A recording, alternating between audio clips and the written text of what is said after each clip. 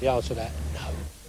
But away from today's activities and in the privacy of their own home, two other loyal Essex Tories, Peter and Anne Greatrex, Mrs Greatrex, a former mayor of Thurrock, remain deeply worried about the Prime Minister.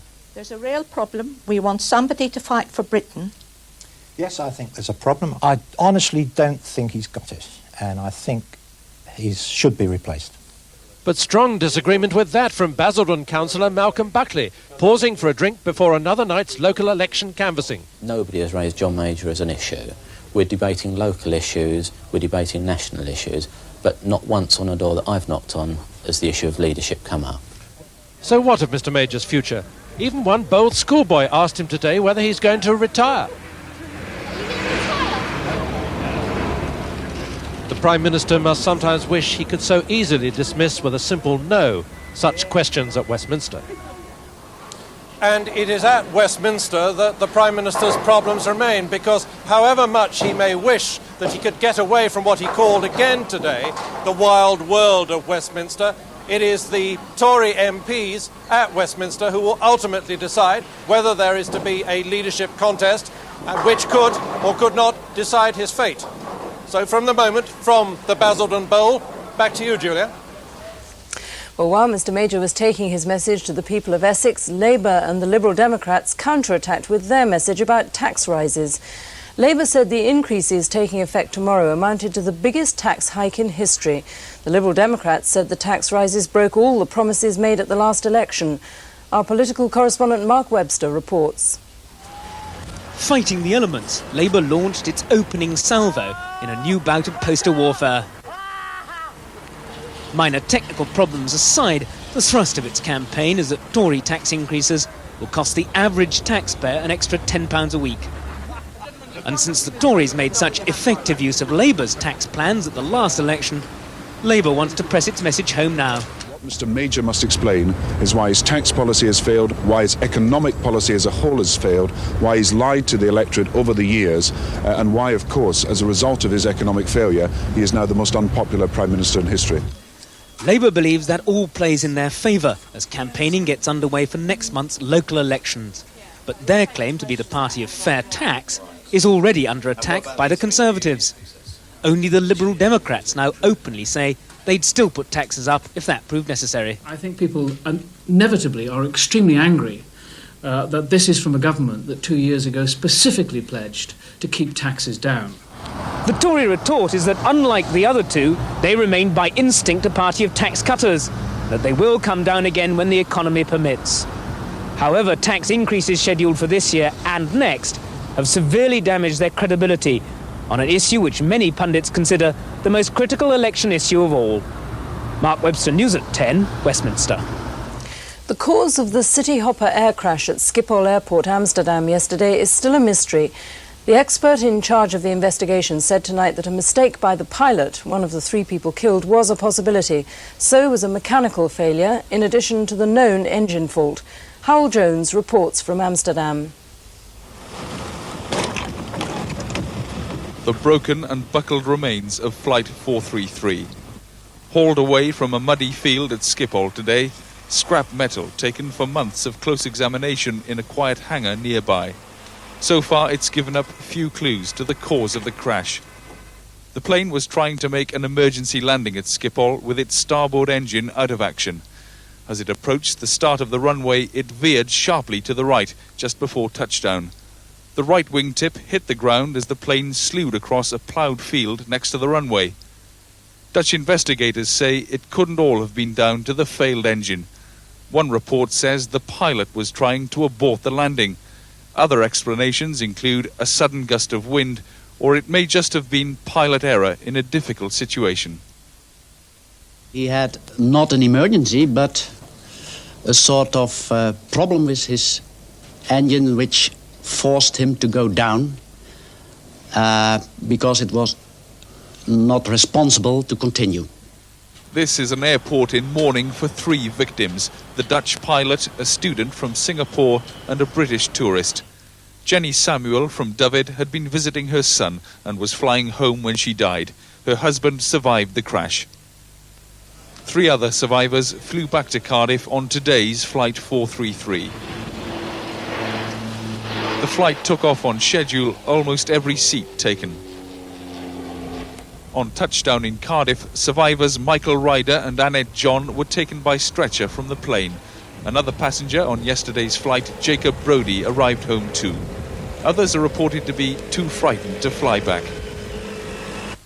The official investigation into this crash will take at best 2 months to complete. Tomorrow, the voice, flight and data recorders, the black boxes, will be opened, giving perhaps the strongest clue as to what turned an Easter holiday shuttle flight into disaster. Howell Jones, News at 10, Schiphol Airport, Amsterdam.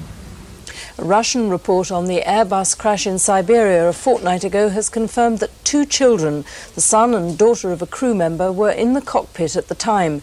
It stopped short of blaming the fact for the disaster. All 75 people on the plane, operated by Aeroflot, were killed. The report says it suddenly veered more to the right than it should have, and that resulted in a sharp loss of height. The Zulu homeland of KwaZulu could be excluded from South Africa's first free elections following the latest show of force there by supporters of Chief Buthelezi. Thousands of armed Zulus marched in defiance of martial law imposed last week. Tonight, the Independent Electoral Commission and the South African and KwaZulu governments said elections couldn't be held there in the current climate of political fear. Our Africa correspondent Mark Austin reports.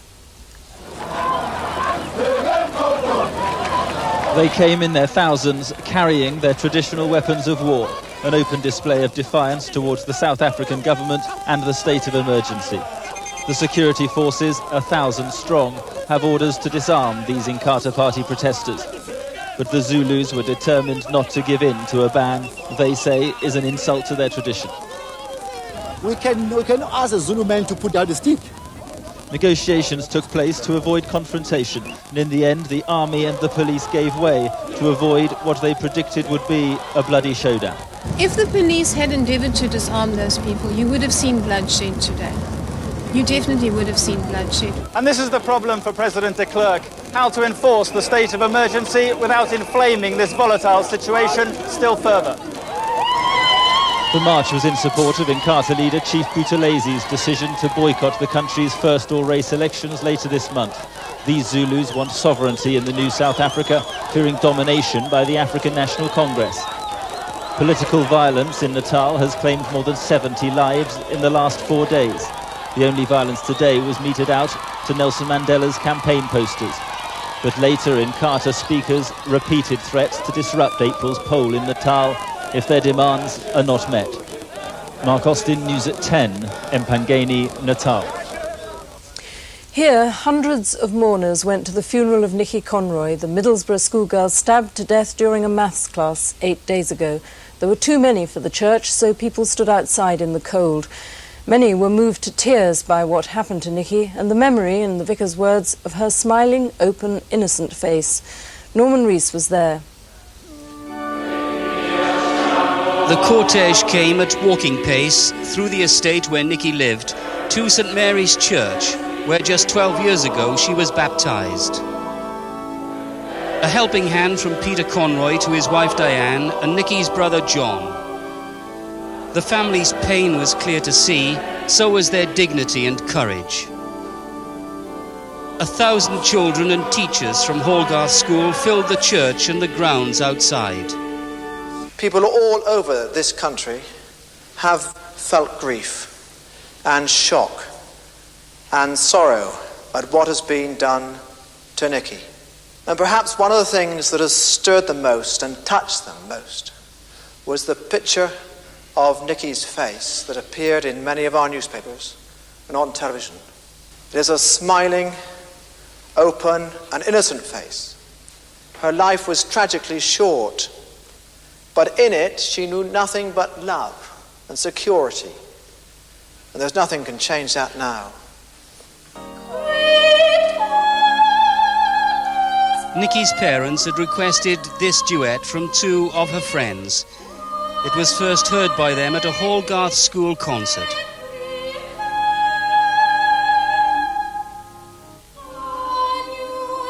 At the end, children from Hallgarth moved forward to press even more flowers on the cortege.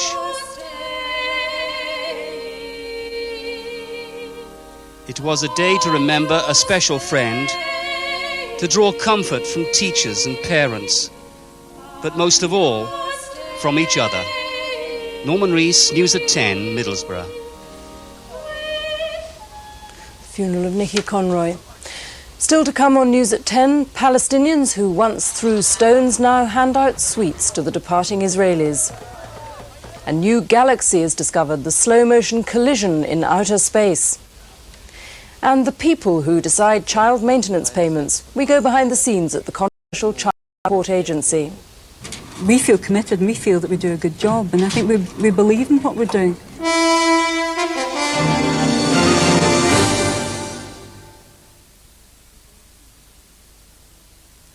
Oh, the first time they asked me to look after the overseas clients and the car won't start. I'll have to call a cab. Do you want to take the Fiesta? I'm working from home today. Well, there are 3 of them. OK, thanks. Don't drive too fast. If you haven't driven a Ford Fiesta lately, you're in for a few surprises. Like the convenience of power steering, the performance of its 16-valve engine, and the reassurance that comes from driving the first car in its class to have a driver's airbag as standard. It's much more of a car.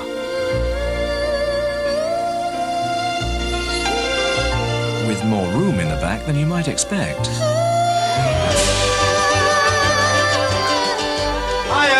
Hi. Well, the garage rang. Your car won't be ready tomorrow. I've booked you a cab. The Ford Fiesta. It's much more of a car. Tales of the Black Horse, the swift deeds. Once a brave knight lived in temporary accommodation. 'Tis a very fine tent. Until he met a troll.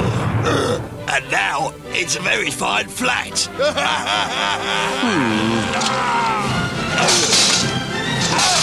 Look! Where? Now that troll was one of the most vicious of trolls, and, utterly remorseless, he pursued that poor knight over forest and over moor, until by good fortune the knight chanced on the Lloyd's Bank.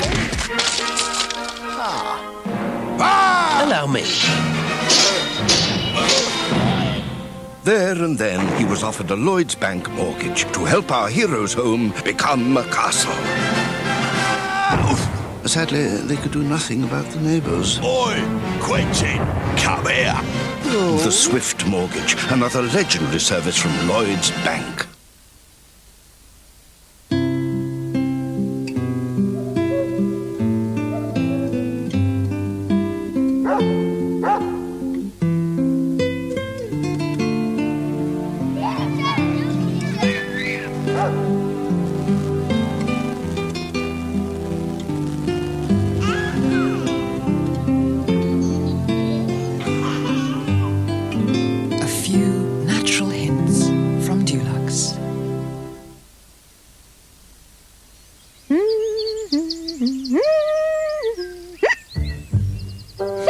The Flymo garden vac can blow, or it can suck. To pick up all kinds of rubbish.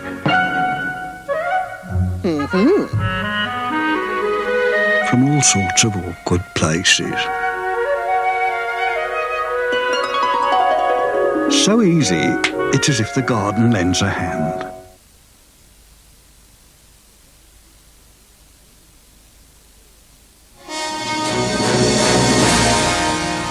Israeli troops began their first significant withdrawal from the Gaza Strip today, 26 years after they first occupied it. It was part of Israel's peace deal with the PLO, and there were other benefits too. Also today, 23 exiled Palestinians were allowed back into Gaza from Egypt. Our Middle East correspondent Robert Moore reports from Gaza. It was the day that Palestinians began to believe in the peace process.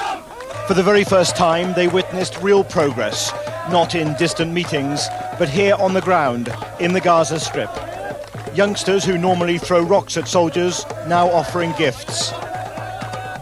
And old men who described the day as their first moment of freedom. Mohammed Adbari telling me it was like being released from prison. They were celebrating the return home of a group of Palestinian exiles. one of a number of Israeli moves to boost support for their deal with the PLO. Fathers being reunited with their children and husbands being welcomed back. For the refugees of the Gaza Strip, it was a rare moment of jubilation. There is here a sense of disbelief. People unable to grasp that after 26 years of a tough military occupation, the Israelis really are leaving. But the evidence was all around them. The Israeli army is pulling out in advance of a final agreement. Even the watchtowers have been taken down to be relocated. They've been here since 1967. Now it could be their last few weeks. Obstacles might still lie ahead, but soldiers took a final photograph just in case. The Israeli army is as happy to leave Gaza as the Palestinians are to see them gone. Robert Moore, News at 10, in the Gaza Strip. The government has rejected calls to send a Tory MP to act as an intermediary with Sinn Féin. John Hume, leader of the SDLP, said a go-between could break the peace deadlock, but Downing Street insisted again there could be no talks until there was a permanent end to the violence. The IRA's three-day ceasefire starts at midnight tonight. Our Ireland correspondent Tom Bradby reports.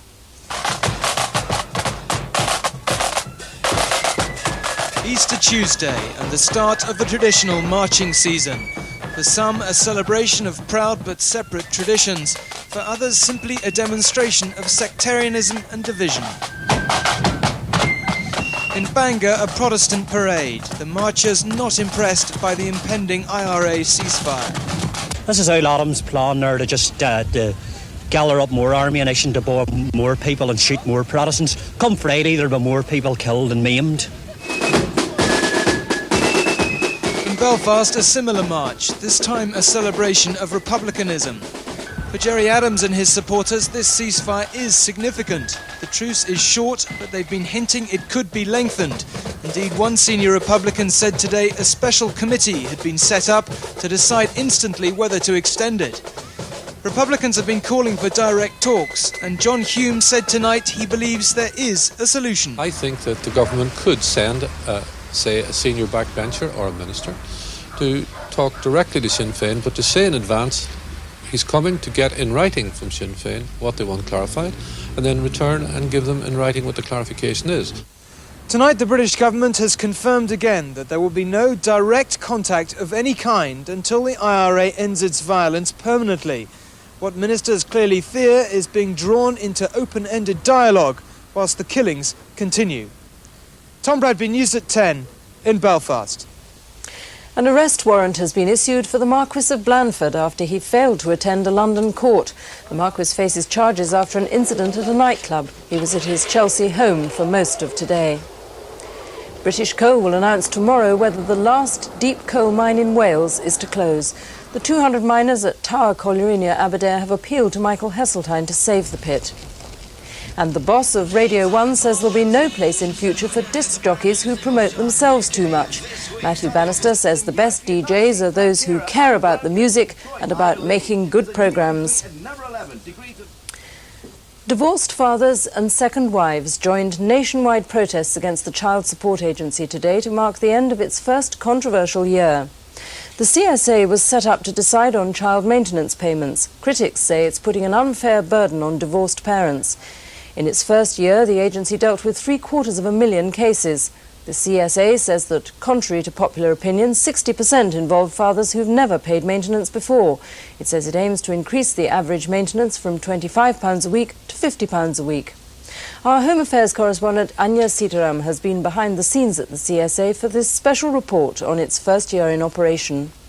Any person seen pushing a buggy alone should be reported to the SPAA, or the Single Parents Arrestment Agency. Your country needs you to shop a single parent. Silence! Surname! It's so controversial, it's inspired a damning play. The single mothers who wrote it say the agency has put them at risk of violence by ex-husbands. They resent what they call its Gestapo tactics. That it's real people's lives that they're dealing with, not figures, not money, but people. What do you want? Justice! When do you want it? But it's fathers who are the noisiest critics. Many held protests across Britain to mark its first anniversary. They claim men are being driven to suicide, hounded until they're penniless. They actually multiplied the money that I was paying from £90 a month to £578.84p, I was absolutely devastated because as a disabled person with a fixed income, I just didn't know how I was going to cope. Although Melvin's payments have risen fivefold, he still keeps 2/3 of his take-home pay. But it's the size of the increases that has incensed fathers. OK, the next item is concerning... These are the people who are responsible for the increased bills. Despite the criticism, morale at the CSA's Scotland office seemed high. They believe in the key principle of the agency, that fathers should take responsibility for their children. Staff here are accused of hounding fathers, picking on men who already pay. But the fact is, in 60% of cases dealt with by the CSA, maintenance has never been paid. Since the agency took over, average payments have doubled to £50 a week. Workers here believe that's fair. Unfortunately, we don't hear the success stories of the Child Support Agency. We don't hear about the parents with care who are very happy about the situation. I think the staff can feel frustrated at that. We feel committed and we feel that we do a good job. The CSA's boss, Ross Hepplewhite, is keen to dispel what she calls myths. She says reported suicides have been used for political ends. Of course, I think that all those tragedies of that type are very disturbing, but I think it would be quite wrong to blame the Child Support Agency for events of this type. There have been other myths too. The myth that the staff are in some way bounty hunters, that they are paid directly on commission in accordance with the amount of maintenance they bring in or the amount of savings they make for the Treasury. This is just not true. Kate Lister has benefited from the CSA. She says higher maintenance has enabled her to get a job. It's given me a choice. I have the choice of staying on benefits or going out to work, and I choose to go out to work, but I didn't have that choice before. The CSA believes it will be more successful next year, but the opposition shows no sign of abating. The parents protest not only that they can't pay, but that they won't pay. The actor Tony Curtis has had a heart bypass operation at a hospital in Los Angeles. The 68-year-old star went in for a routine check, but doctors discovered a heart valve blockage and decided to operate immediately. He's now said to be resting comfortably. And finally, astronomers at Cambridge University have discovered a new galaxy which is on a collision course with our own, the Milky Way. But there's no need to panic just yet. It's still 80,000 light-years away. Our science reporter Eric McInnes reports. Beyond the final frontier, a rogue galaxy called Sagittarius Dwarf threatens to collide with the Milky Way. No, not a plot from the science fiction of Star Trek, but the science fact of a British astronomical discovery. A young Cambridge researcher, Rodrigo Ibata, discovered the galaxy while poring over the latest computer readouts. But today, a less than space-age technology was required to pinpoint where it was. This is the second galaxy that the British team have found, by using computers to microscopically search glass plate photographs of outer space. If I'm the Earth standing here in Cambridge, then the nearest star to our solar system, Proxima Centauri, is as far away as that telescope. In contrast, the new galaxy is as far away from me as the Shetland Islands. For Earth, there are no real serious consequences at all because the gaps between the stars in these satellite galaxies are so far that it's unlikely that anything catastrophic will happen to the Earth. The galactic collision will cause so little impact, it's been likened to two marshmallows being squashed together. The giant Milky Way will simply swallow up Sagittarius Dwarf, an event so unspectacular it might just get missed in the captain's log. Well, I do have time to record the end of this particular mission. Join us for another journey into the unknown, same time, same place tomorrow. Till then, good night.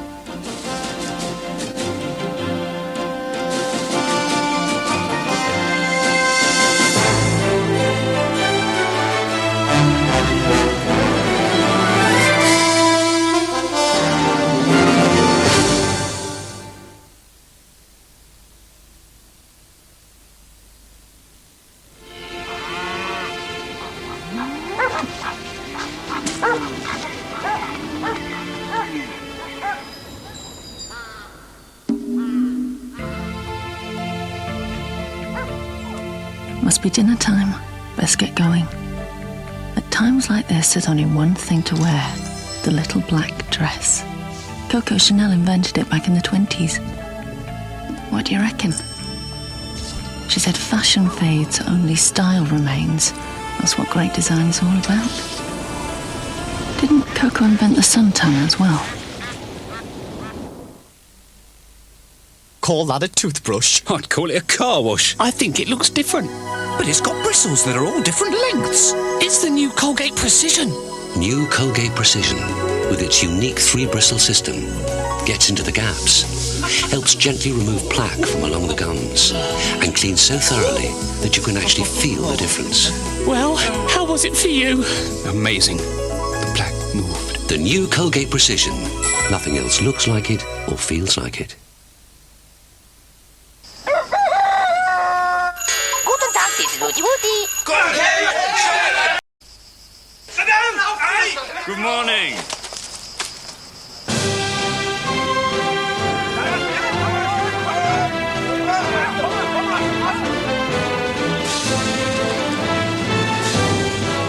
Wette, Trinker und Berglebe. Brewed at 4.1% for a fuller flavour. No wonder it's number one. Turned out nice again. Sally and I not only train together, we tend to eat on the run too. She cooks and I chop. For a simple healthy lunch, we like to use corn in a stir-fry.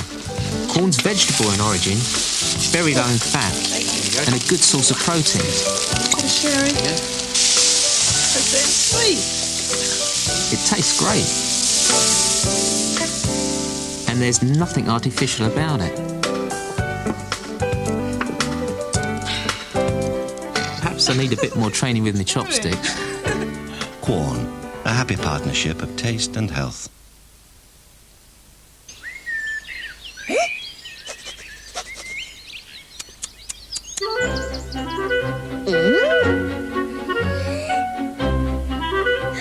The revolutionary Flymo Turbo Compact collects more grass than any other hover mower.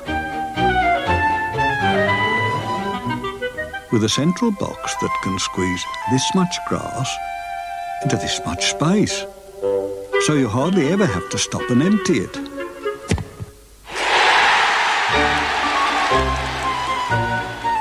So easy, it's as if the garden lends a hand.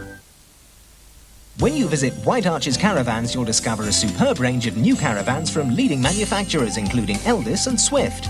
We also have an extensive range of caravan accessories, including clothing. So come and choose your next caravan from White Arches Caravans, Wellingborough Road, Rushton. Telephone 0933 500 42.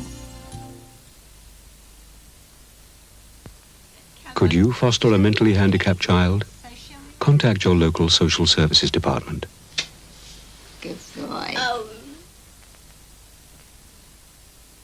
Tonight, Network First begins a 3-part series which looks at the FBI's fight against organised crime. That's the war against the mafia in 10 minutes.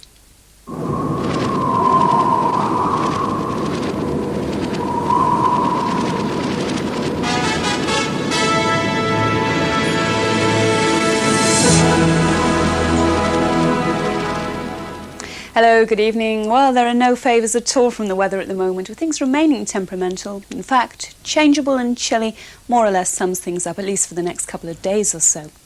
Now, back to the moment at hand, and it's very much a case of light, patchy rain just filtering into the southwest of England, South Wales and into Dyfed. Wintry showers continuing there in the very far northwest. Otherwise, we can expect a widespread ground frost and those showers easing off there on the eastern fringes. Beware of icy roads, what with all the showers we've had around today.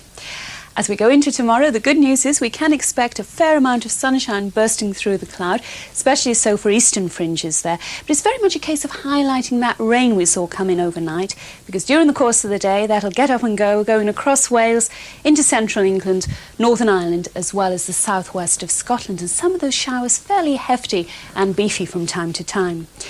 With temperatures tomorrow, on the whole, feeling a touch better than today's, 8s, 9s and 10s in the south. 10 is 50 in Fahrenheit terms. Add on the wind, it'll still feel quite a bit breezy, but slightly better. Good night.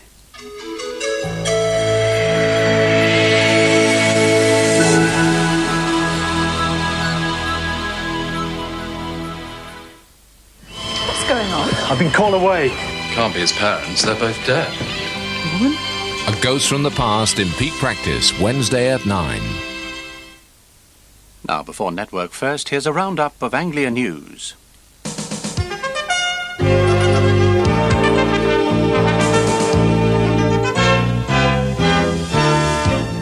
Major meets Essex man, but can he woo back the voters? Investigators reveal the cause of the fire that killed a young mother. And cracking up why shoppers fear to set foot in Bletchley High Street. Good evening. The Prime Minister, John Major, was in Essex today as he sought to steady Tory nerves during the latest of his regional tours. Harlow was one of the places carefully chosen for him to visit. It's the kind of key Conservative seat where the Prime Minister must maintain both personal and party support. In the Essex new town of Harlow, once a Labour stronghold, now held by Conservative MP Jerry Hayes with a slim majority, Mr Major met local business people for an informal lunch. His emphasis on things positive touched on low inflation, low interest rates, the downward trend in unemployment and upward trend in growth. But the mood on the streets in Harlow was slightly different. I don't believe in any of his policies. I think he's doing a worse job than Margaret Thatcher ever did. I think he's useless. Absolutely. It's the policies that have been carried out and not what were promised. But in an interview for Anglia News, Mr Major defended his leadership and his policies. We have set a platform for prosperity in place. And the key part of that was getting inflation down and keeping it down. Now, that is very difficult to do, and it has been very painful for people, but we have done it. We have put it in place, and I believe people will increasingly see the importance of that. And there were harsh words for Mr Major's critics. If I believe something is right for the country, then I will proceed and do it, whether it is popular or unpopular with my colleagues or anybody else. I will set out what I believe to be right. They may support me or oppose me, but they won't stop me doing what I believe is right for the country. It remains to be seen whether Mr Major's attempt to rally support from Essex man and woman will work. It's now known that a tea towel left to dry on a cooker caused a fire in Northampton in which a young mother died. Claire Reeve, who was 24, and her family were spending the bank holiday with her mother-in-law. The fire broke out in the three-bedroom semi-detached house in Whitehills Way early yesterday morning. Her husband, 2 daughters and mother-in-law all escaped. Today, the house was all boarded up as fire officers disclosed the cause of the blaze. They also said that there were no smoke detectors fitted when the fire broke out in the kitchen while the family slept upstairs. The alarm was first raised by Claire's paratrooper husband Gregory, who managed to rescue the 2 children, Hannah, aged 4, and Chloe, aged 2, and his mother, Jessica. Claire lured the younger child to safety from the bedroom, but she was trapped as the fire destroyed the staircase and her body was eventually recovered by firemen. We're pretty certain our investigation's now complete, and what it appears to have been was a tea towel that was left to dry on top of a cooker, and the cooker, in fact, was regularly left on overnight to provide warmth in the kitchen. Of course, unfortunately, this time the tea towel absorbed enough heat to ultimately burst into flames. The family were too distraught to talk about the tragedy, but the fire service say that no one should ever leave anything to dry on heating or cooking appliances. Inquests were opened and adjourned today on a Cambridge murder victim and her suspected killer. The inquest heard how 53-year-old Judy Hughes was found bruised and strangled on a sofa at home in the city earlier this year. The body of her boyfriend, 46-year-old Colin Anderton, who lived with her, was found decomposing in a village pond 9 weeks later. Bletchley in Buckinghamshire is cracking up, but for local residents it's no laughing matter. Shoppers in the town near Milton Keynes say they're quite literally being swept off their feet by hundreds of cracks, holes, raised paving stones, manhole covers and broken drains. They claim they've got one of the most treacherous high streets in Europe. Some say they've got cuts and bruises to prove it. Now they're demanding action from private landlords and the Borough Council. Over the past 6 months, local residents in Bletchley, including children, the elderly and the disabled, have been falling on what must be the region's most treacherous stretch of paving. Every few yards there's the potential to trip, and people living here are sick of it, in particular the grandmother of one young victim. She just come walking along, and obviously as she walked along she just tripped with her foot down the hole, smack on her face, split her face open. All the long way Queensway here, the payments are absolutely disgusting, really, and it should have been done years ago. The Better Bletchley campaign is now demanding action, and the local authority has a fallers hotline for aggrieved residents who've tripped or sustained injury. It's the elderly, it's people in wheelchairs, young people. This is in fact the spot where a young child of 4 fell over a few months back, ended up in hospital, terrible bruising. It's just not good enough. Why are the pavements so bad? Why can't the council do something about it? That's everybody's nice answer. The council must fix it. The problem here in Bletchley is that the council owns very, very little of the pavements. There are certain patches the council own, and I have to say the Borough Council are extremely good at repairing the bits that they own. The rest are owned by private landlords. To be fair to Milton Keynes Council, workmen were repairing a small patch of pavement this morning, but other parts of the street are privately owned. In a statement, the authority told us they're awaiting legal advice to force private tenants to do something about dangerous stones. But some shoppers say that's not good enough.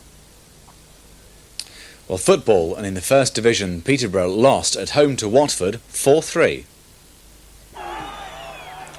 Posh could hardly have had a better start than a third-minute goal from John McGlashan, but soon Posh lost the initiative and Paul Furlong brought Watford level from close range after Gary Porter curled in a 19th-minute corner. Another 2 goals each and Watford edged in front for the first time with a superbly struck blockbuster from defender Jerry Lavin on 72 minutes. It took Posh 2 minutes to reply, Adcock scrambling the scores level again. Then, 10 minutes from the end of play, Bailey grabbed a late goal to give Watford the vital points. Peterborough 3, Watford 4. And that's the way it is tonight. Thanks for your company. We're back tomorrow morning at 6:15. Until then, good night.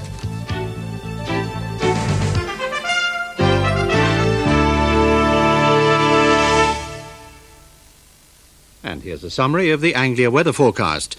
Tonight will be dry with clear spells, and it will be cold with a widespread ground frost. Tomorrow there'll be sunny intervals and a few showers, these mostly light. On Thursday, rain at first will clear in the morning, and then there will be sunshine and showers, and it will feel cold.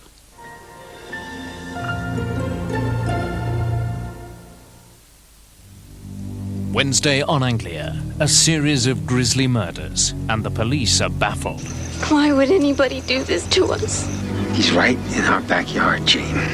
There's no pattern to the crimes, but it's one guy, I can feel it. Manhunt, search for the night stalker, Wednesday at 10:45 on Anglia. That's it, the bag is open, It's knock, knock, knock. New drama beginning Sunday at 9, The Knock. Now in Anglia, the first of 3 programmes looking at the war against the mafia.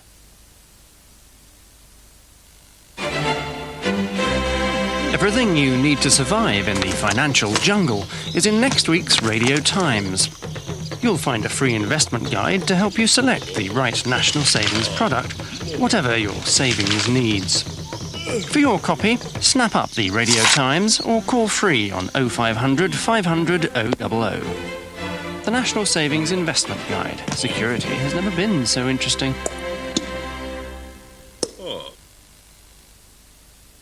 One discovery changed the course of history forever. We learned to talk. Speech has allowed the communication of ideas, enabling human beings to build the impossible. Mankind's greatest achievements have come about by talking.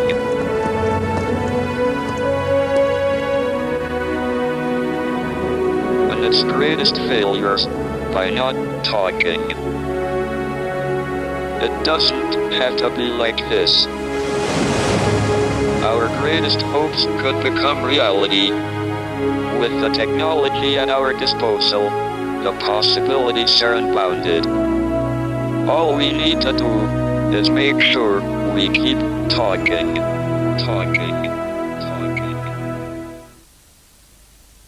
This is nice. Phone doesn't work. A little dusty, but it's nice. Woohoo! Ooh. So, you guys want to be cowboys, huh? Yes, ma'am. Drop your pants. What, in front of the cows? Just do it.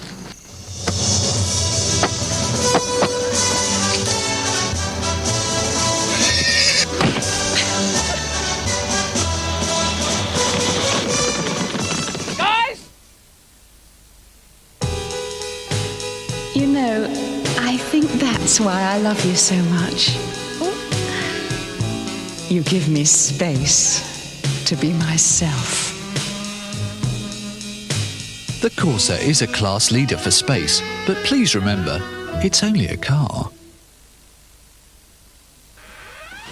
Only me! Can't stop long. Oh, a new cooker. Thank you, new tar. Thank you, new tar. Oh, but you don't want a gas one. You never know when your food's ready. Oh, no. What's this, a Wormley Red? You don't want that. You want a Midnight Mauve or Misty Muff. And you don't want a figurine by the fire. You want a cow scuttle. It's a gas fire. Gas? You don't want all these fancy new things. Be more prudent with your money. I got them both on interest-free credit. Interest-free credit? No. Don't you just love being in control? For more great deals on interest-free credit, visit your nearest British Gas showroom now.